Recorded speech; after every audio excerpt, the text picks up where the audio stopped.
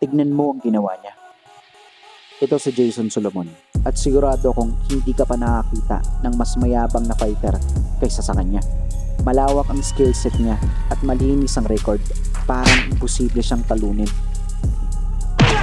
Pero dito siya nagkamali dahil ang pagiging dominante hindi lisensya para magiging arogante, dahil bawat mandirigmang pumapasok sa ring ay may sariling kwento, karakter at matinding gutom para manalo. Kapag nagsimula ka ng maliitan ng kalaban, dapat doon ka nagiging malakas.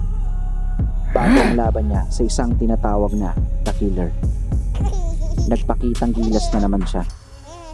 Pumasok sa octagon na parang lasing na payaso, minamalit ang kalaban, gumagawa ng bastos na galaw.